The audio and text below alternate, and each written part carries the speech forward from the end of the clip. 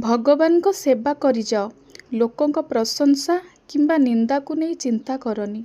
ଆଜି ଯେଉଁ ଲୋକମାନେ ତୁମକୁ ଛୋଟ ଭାବୁଛନ୍ତି, ତୁମ ପଛରେ ତୁମର ଖରାପ ଚିନ୍ତା କରୁଛନ୍ତି, ସେମାନଙ୍କୁ ହିଁ ସମୟ ଉତ୍ତର ଦେବ। ତୁମେ କେବଳ ତୁମର କର୍ମ, ପରିଶ୍ରମ ଓ ଭଗବାନଙ୍କ ଉପରେ ବିଶ୍ୱାସ ରଖ। ଯେତେବେଳେ ଭଗବାନଙ୍କର କୃପା ବର୍ଷିବ ନା, ସେହି ଲୋକମାନେ ତୁମର ସଫଳତା ଦେଖି ଆଶ୍ଚର୍ଯ୍ୟ ହେବେ। ମନେ ରଖ, ଲୋକଙ୍କ କଥା ନୁହେଁ, ତୁମର କର୍ମ ଓ ଭଗବାନଙ୍କ ଆଶୀର୍ବାଦ ତୁମର ଭାଗ୍ୟ ଲେଖିଥାଏ। ସେଥିପାଇଁ ଭଲ କର୍ମ କର, ଭଗବାନଙ୍କ ସେବା କର ଆଉ ଧୈର୍ଯ୍ୟ ରଖ। ସମୟ ଆସିଲେ ତୁମର ସଫଳତା ହିଁ ସବୁଠାରୁ ବଡ଼ ଉତ୍ତର ଦେବ।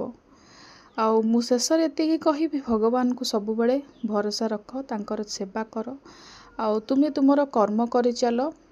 ଯିଏ ବି ତୁମର ଅମଙ୍ଗଳ ଚିନ୍ତା କରୁଛନ୍ତି ବା ତୁମର ଅନିଷ୍ଟ ଚିନ୍ତା କରୁଛନ୍ତି, ତାଙ୍କ ପାଇଁ କେବଳ ଭଗବାନ ହିଁ ଉତ୍ତର ଦେବା ପାଇଁ ଅଛନ୍ତି। ସମୟ ତୁମ ସପକ୍ଷରେ ନିଶ୍ଚିନ୍ତ ବଦଳିବ। ଜୟ ଶ୍ରୀ ଜଗନ୍ନାଥ।